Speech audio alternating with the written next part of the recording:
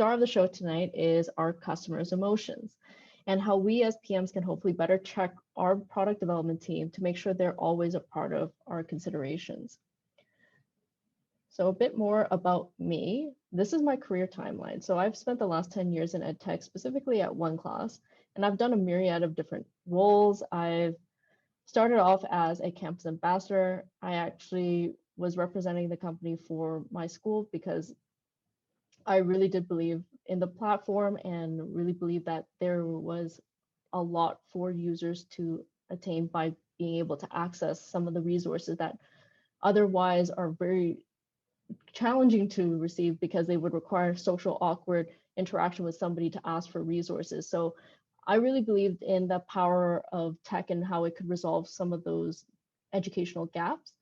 And then I moved on to representing the company for the whole southern province, southern side of Ontario. So representing the company that side and making sure that all the students in all the neighboring universities actually knew about OneClass. So I managed a small team of regional kind of campus ambassadors for that as well. And then I moved on to the role of director of content.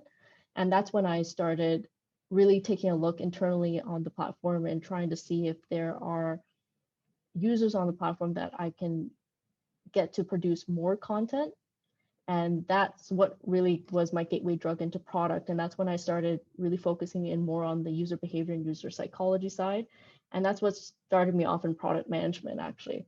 And since then, I've been the director of products, managing all the products on OneClass from the domestic standpoint and also the international platform as well. And a little bit more about me, as Irina already mentioned, I've done a couple of really pretty interesting things. I do mentoring and coaching aspiring PMs on the side. I have consulted on a Hollywood movie. I cannot disclose, Irina, which movie it was. I'm held to by an NDA on that one, but it's definitely one of the most interesting products that I've worked on. I do invest on the side and I run multiple Instagram accounts for all the many different interests that I have, one being my Siberian kitten. All right, now to the topic at hand, managing users' emotion to resolve roadblocks. So how can this help you? One of the things that we're always told as a PM is that you should demonstrate empathy. But other than knowing the definition of the word, how can we religiously exercise this and check ourselves and the product development team to make sure we truly are? It's one of the critical factors in creating stronger stories. Your customer becomes a compelling character to follow for your product development team, and it helps you make an overall stickier product. What I'm going to share with you will give you a framework to apply when thinking about how your users are using your product, regardless of what industry you come from. So the approach of this exercise is to think of your favorite products, and here are mine as of late. The one thing in common among all these products for me is that they have an amazing sticky experience and also a rapid adoption rate.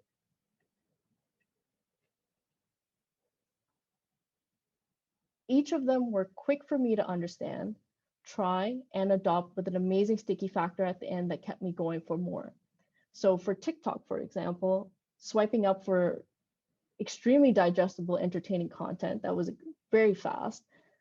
Well, for my Instant Pot, I love cooking, as I mentioned before, and it's dead simple, fast one pot recipes, and it's incredibly delicious as well.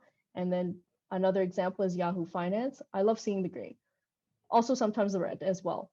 And the very big important thing about a lot of my favorite products that are not work related is that I feel very entertained, I feel empowered, I feel successful at whatever it is I was out to do. So I feel good. And the really good ones help me form a habit. And this helps, it becomes something that I go towards regardless of what I'm doing. Like it's something that I call upon to come back to. And these products I would call as the golden standard of what sticky products really are. And this is how I like to actually visualize. And this is like a tool I use whenever I'm working on products, especially at OneClass.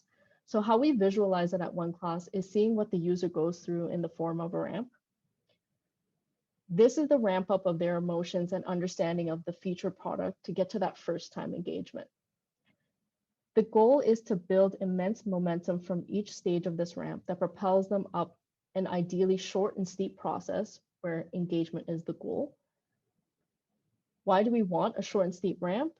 We want the user to experience the benefits of the emotional buildup fast and to amplify the feeling of success afterwards.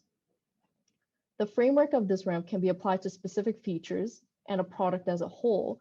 But one of the things I really like using is using this ramp up and using these types of questions that I'm going to show you later on specific features, specific steps of, let's say, an onboarding flow, for example, and ask myself these questions every single time and make sure that the whole entire product development team is thinking about these as well.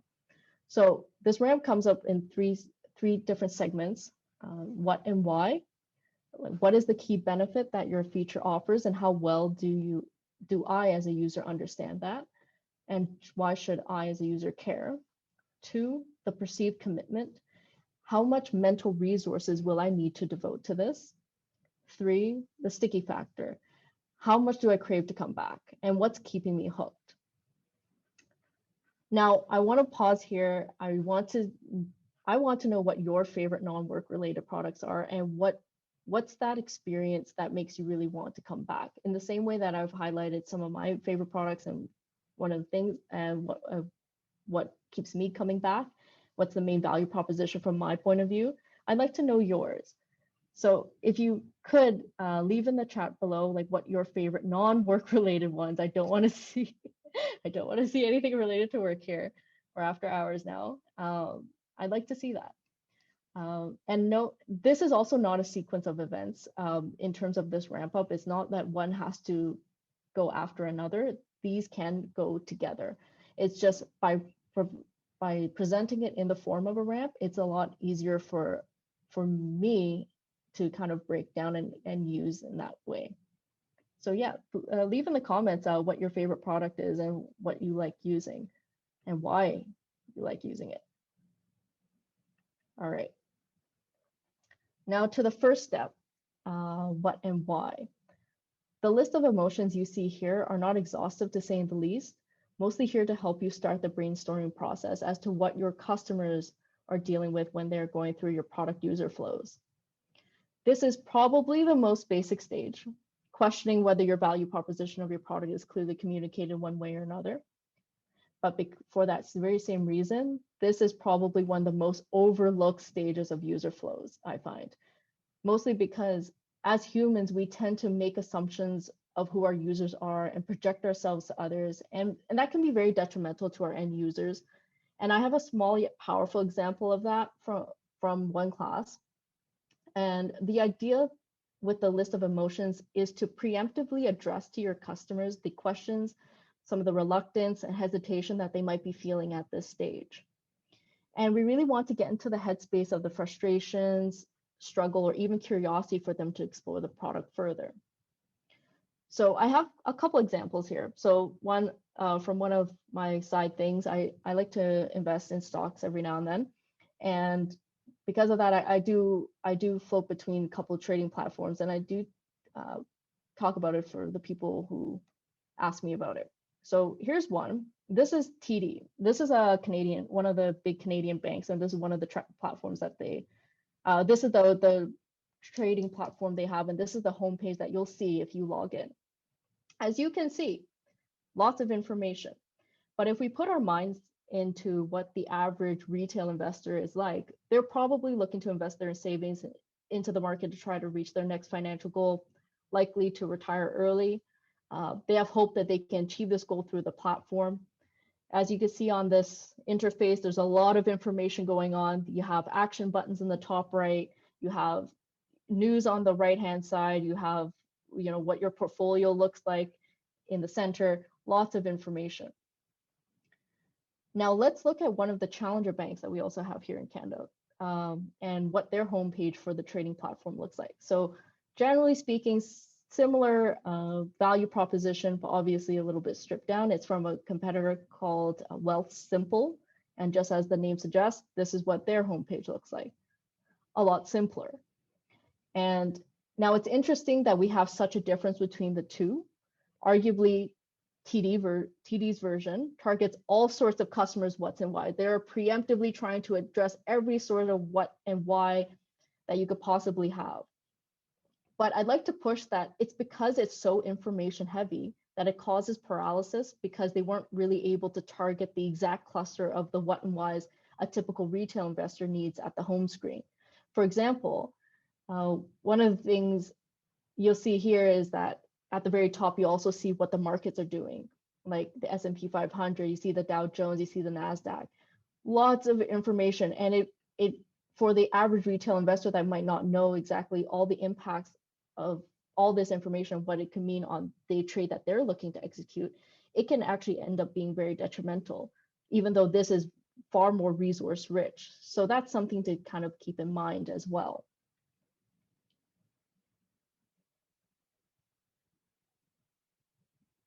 All right, and when you also even trade on Wealthsimple, one of the key elements in their interface that they focus a lot of their attention to is the search bar. In that top search bar, that's where they will ask you to basically look up the stock you're looking to trade. Whereas on TD, the main way to kind of search up stocks you're kind of interested in, you'd have to go into the research and look that up separately. So you could see how, like, by presenting all that friction for that user, it actually is a little bit detrimental for users, and why people, especially like newer retail investors, would be looking at platforms like a Wealthsimple.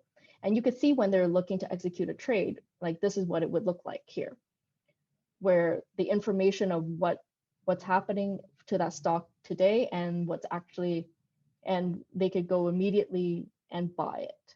So that is a lot quicker for people to be able to purchase shares as well. So it makes it a lot easier. People feel a lot more confidence, and they exactly know what it is this platform is for and how they're going to achieve it.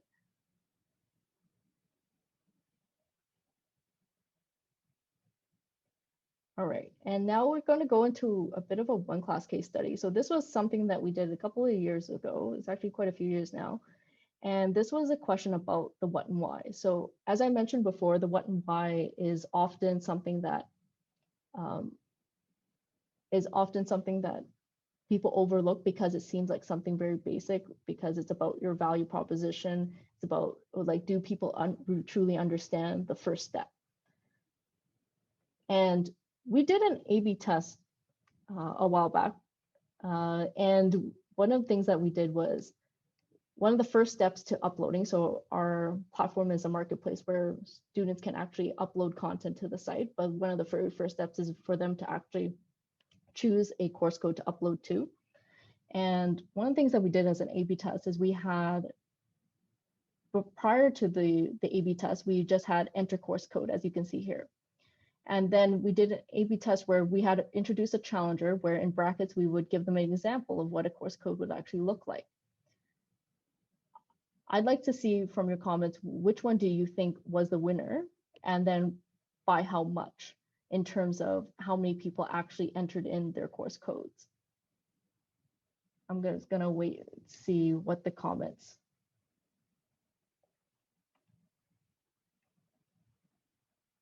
Let's see.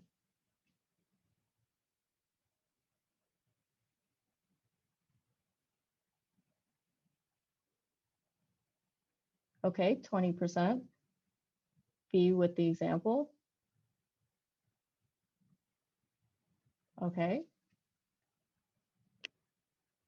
Yeah, so the winner was B by an astonishing 60%. So we were making an assumption that people understood what course codes were without the mention of what it was, because we figured that as a student, that's in the lifeblood of what it is you do. You take courses, you get grades in your courses. You should know what your course codes are. We shouldn't have to necessarily educate you. But this is where that assumption went horribly wrong. It was through some conversations with students that a couple of students have highlighted to me when they said, I wasn't quite sure what a course code was. And they started giving me series of numbers instead of actual course codes. And that's when we said, what if we were making the assumption that we knew exactly what we thought students would have known? So we created a very simple A/B test where we just implemented this, where we would highlight an actual course code from that school to see if that would actually help with that conversion point of having them add their courses. And it did, and it actually impacted it quite a lot. So this goes to show that even when you think you know what's exactly going on for a user, it might be worth revisiting again and using this framework to question all those elements that you have made as assumptions. And this is exactly like the point that I'm trying to make in terms of, as users, as humans, we tend to make that assumption. We project ourselves onto others. If I know what a course code is, you should too. But that's actually not far from being the truth.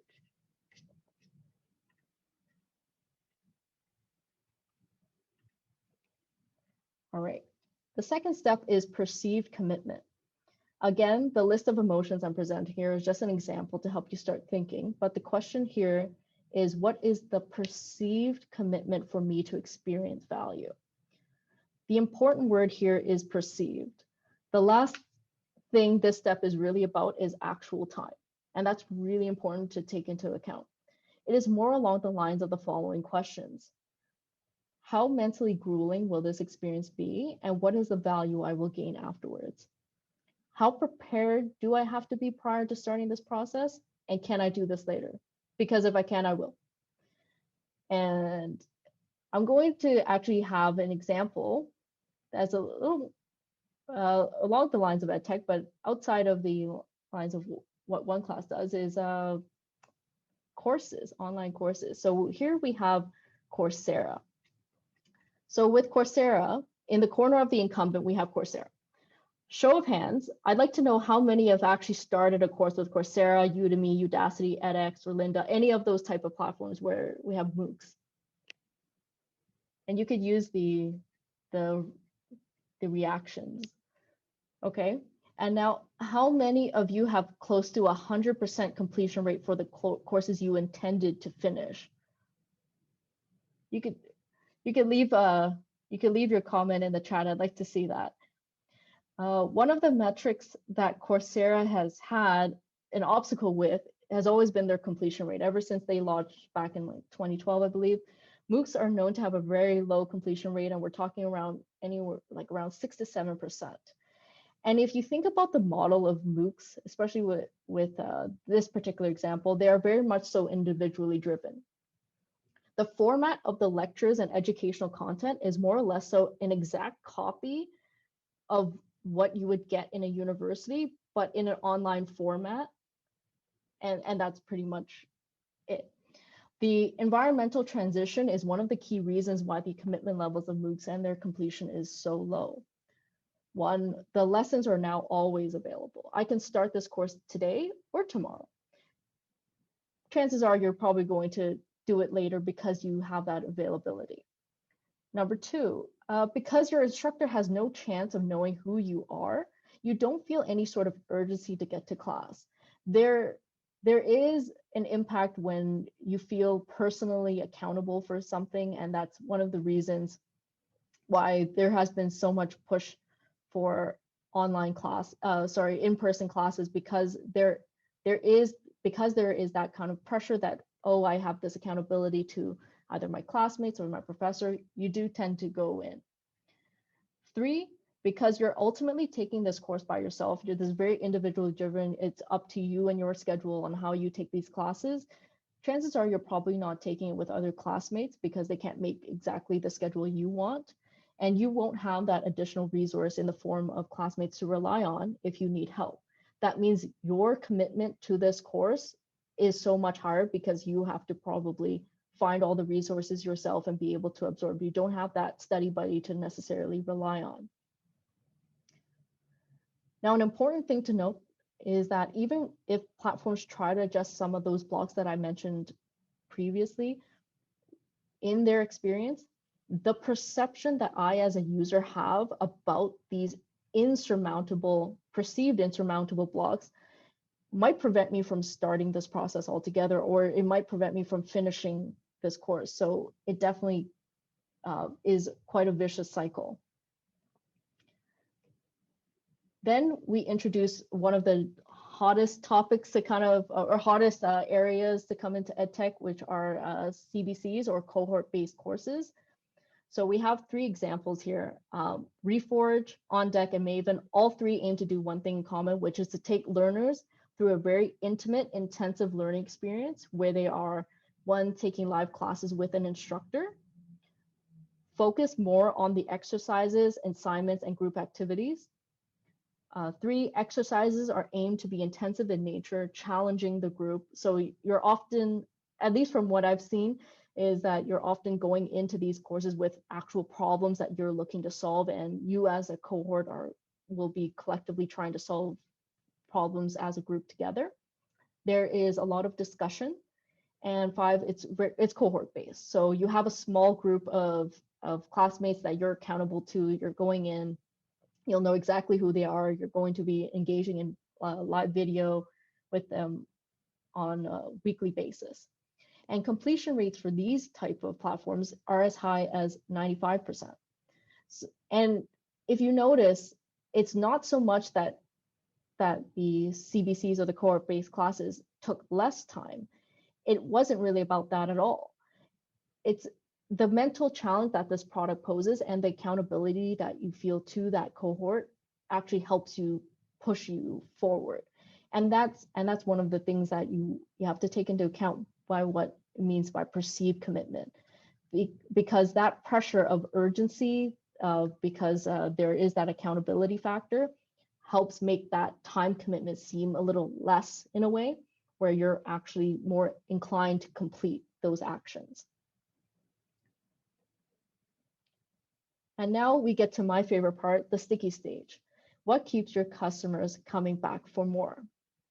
Some questions at this stage would be, how much value did you deliver after the first time of use?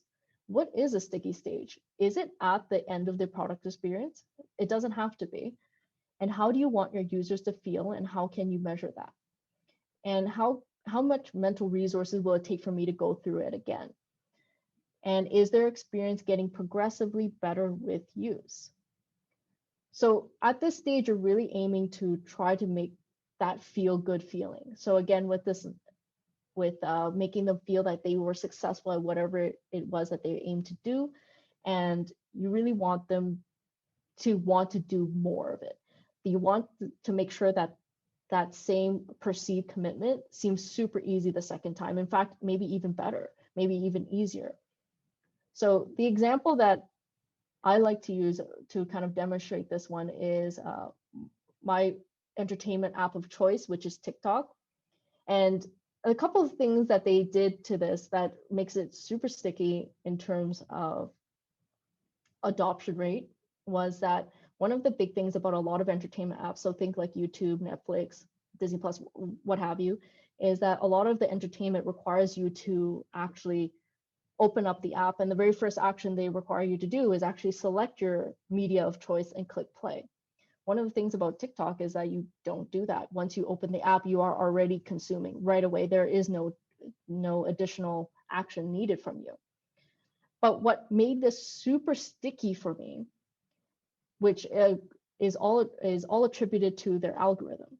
So just to demonstrate how my experience of using TikTok progressively got better was, in the first couple of months of using the app, I got what was the more typical content you would expect from TikTok, or what a lot of people from the Gen Z would say in terms of what content's there. There's a lot of dancing videos, there's a lot of animal videos, random funny videos, things that are culturally Gen Z.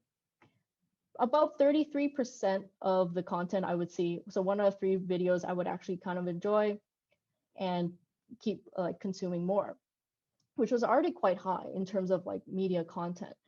But now that I've used it for quite a number of months, I'm getting very specific videos that are highly targeted to me. This screenshot that I'm showing here is of a product manager at LinkedIn who makes these TikToks talking about her life working in tech in the Silicon Valley. And I was very shocked in terms of how targeted that was, in terms of like what it was I was doing. I'm like, how do they know this? But I'm actually genuinely delighted by it. So because of that, the content that I'm starting to receive is a lot more targeted. I'm starting to get a lot more career videos, coaching videos, tech videos, and all sorts of different ones that are the many different facets of my interests. So now, if I'm going to be honest about all the videos that I'm seeing, about 85% of them I'm liking. So every time I open the app, there's a solid 85% minimum of enjoyment that I receive, every single piece of content I receive. Not to mention it's also super quick. So if there's something that I didn't like, I would easily just swipe across. All right. And to kind of recap, a lot of what this presentation was taking us back to like the first principles and how it's so critical to use it no matter how complicated your product ends up getting, is to always go back to these very basic foundations on your products, because it will help you orient yourself back to what users really want. The ramp can be used as a visualization just to help you remember some of these key questions, but it's really about mapping out the emotional struggles that a user could potentially experience with your product. And the key word here is potentially. You want to try to be open to all of the possibilities of why a user might be stuck, and you want to make sure that they are discussion points for your product team to decide whether this is worth exploring or not, and try to find like short, small ways to be able to test it out. A/B tests are great for that, and also just question everything. Just as that example with the course codes, if we did not question that, because we're on to more advanced problems, we wouldn't have gotten such a quick win that definitely moved the needle. All right, so that's my presentation. I hope you enjoyed it. Feel free to connect with me. You can find me on LinkedIn, or you can book a calendar chat with me. All right. Thank you, Katherine. No problem. Very, very interesting. Our audience, please post your questions in the chat. And we also have pretty small groups, so you can unmute and ask Katherine directly as well.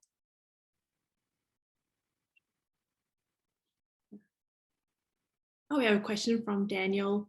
I'd love to know more about strategies you use to manage user emotions.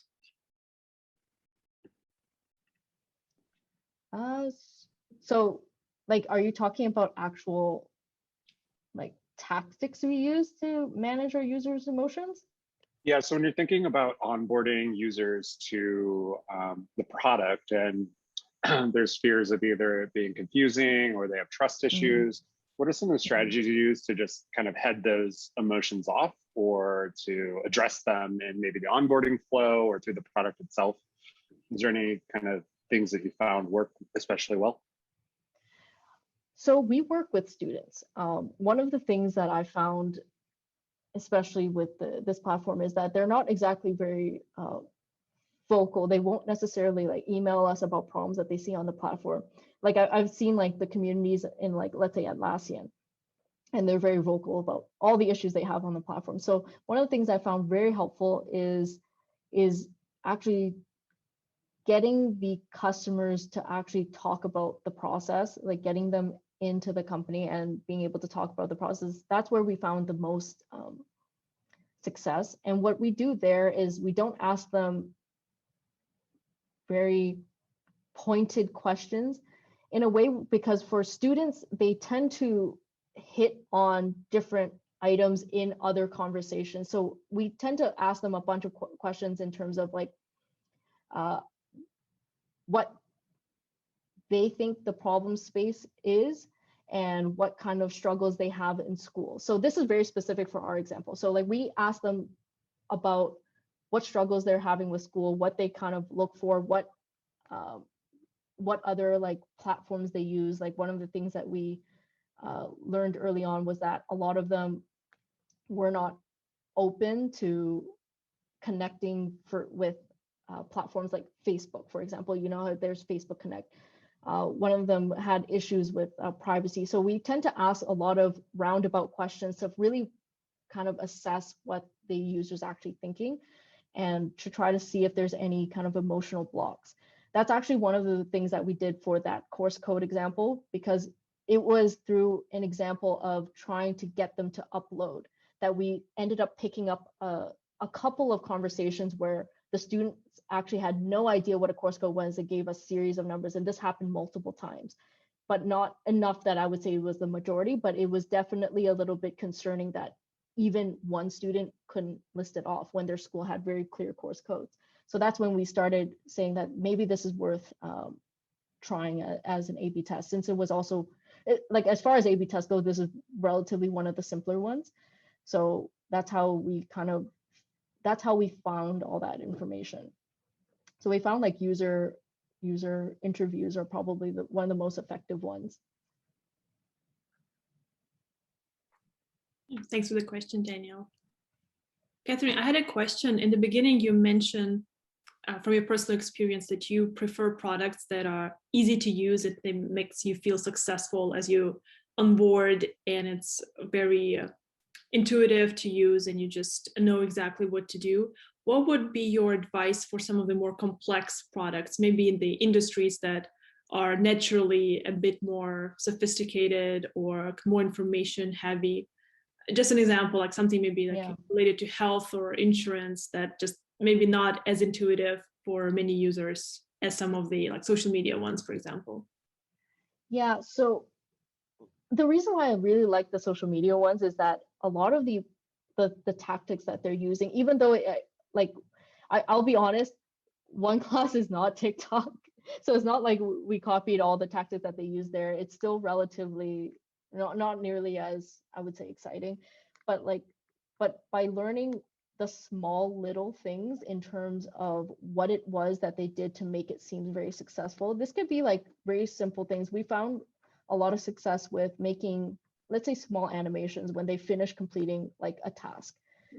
There is a reason in terms of like a lot of to-do apps, like where you have a strong list of to-dos, the ones that actually take that small consideration into account really helps in like keep the customer moving forward. So like even though you have a very complex product, you can still distill it down to what are some of the key actions a typical user would go to. And this is where you would try to segment off your customers into the different types of buckets, like what your average user would be looking like, what your power user is looking like, and what are the actions that they're doing, and start taking this framework and start like drilling that down to a very specific feature. So this is what I meant by like on a very general scale that you could use this ramp on an overall product. Like let's say you use it on like Instagram, great.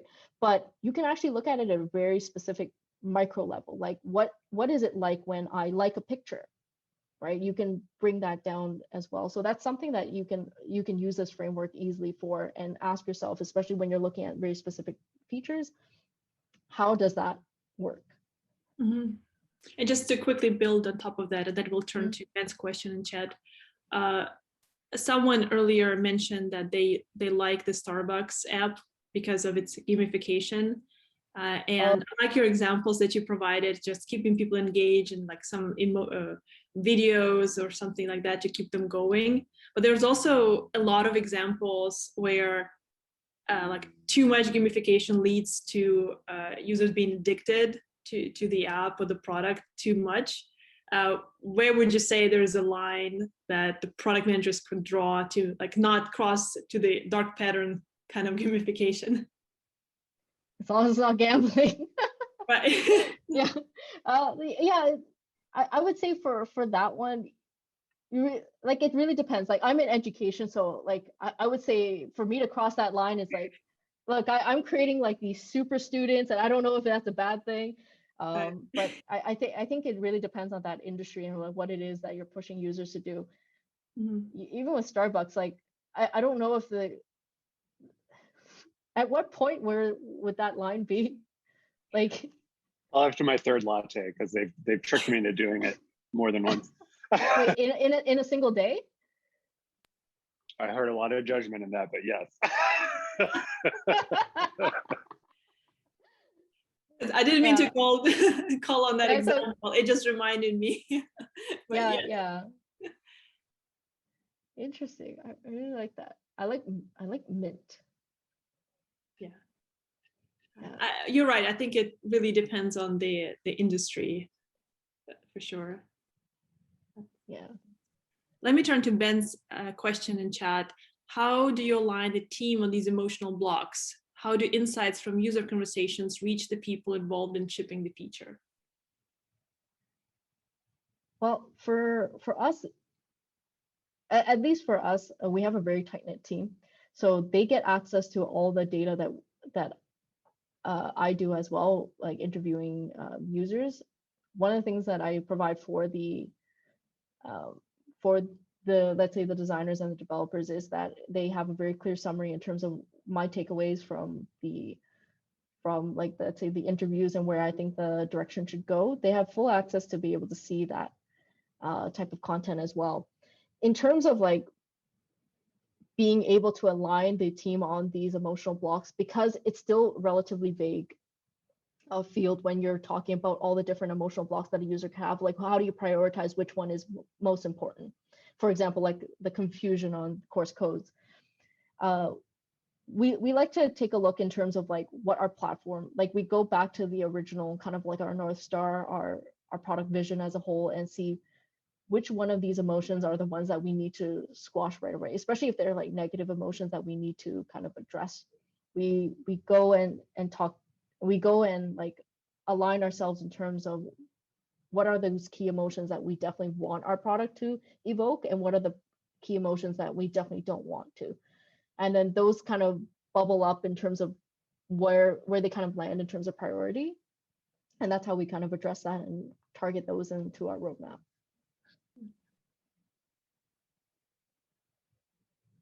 Great, thank you. Oh, go ahead, Ben. Oh, he just asked. Just said thank you. Yeah, appreciate it. Katherine, in your experience, have you found that positive or negative emotions are stronger to drive some of the feature development? Do you focus more on avoiding the negative emotions that users may have, or strengthening the positive ones? We try to do a balance of the two. So with the perceived commitment that we kind of take into account, that one I have to say is a bit more, we look at it from more of that urgency standpoint, and there's a lot to be said from that urgency. The I don't want to be late because I don't want to be left behind. But we try to make sure that that's usually what we use for, like, let's say the beginning of funnels to try to get them converted in. But for sure, the positive emotions are definitely far more key in terms of that stickiness, because people like to really come back for products that actually make them feel good. And that's also what we found as well with OneClass. Instead of, like, let's say for value statements, instead of saying, oh, I didn't fail my test because of OneClass, it's no, I did well, and really focusing on that. We tried initially trying a little bit more on the negative side. However, that became kind of like, we didn't want to become a vice for people. We didn't want to become like an excuse, like, oh, I didn't have to study because there's always OneClass, for example. So we really want to focus on it being a space where you can proactively learn. And that's what we found actually helped make more loyal users, where they actually felt that they can actually achieve something on the platform. God, thanks. Do you have more questions for Katherine?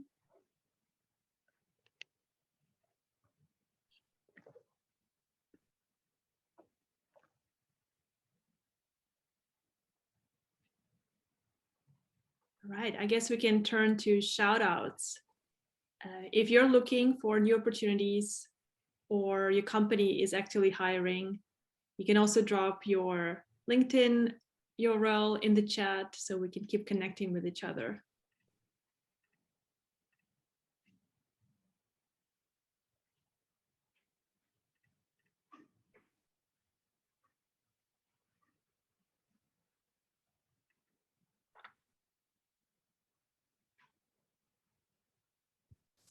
Well, I have a shout out to Katherine real quick. Thank you so much. I really enjoyed your presentation. I hope our audience did as well. Your examples were really interesting and engaging, and I think the frameworks that you provided are easy to understand and makes us feel successful. Danielle, thank you for posting that you're interested in APM roles. Yeah, thanks, Kin-chan. Another shout out that our next event will happen on May 12th, and I'll also drop the link here in the chat. So we'll be happy to see everyone there as well.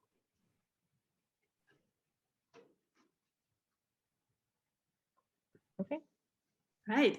Well, if there's no questions or shout outs, I think, yeah, please follow the link on the SurveyMonkey that Riz just posted. Please leave your feedback for us.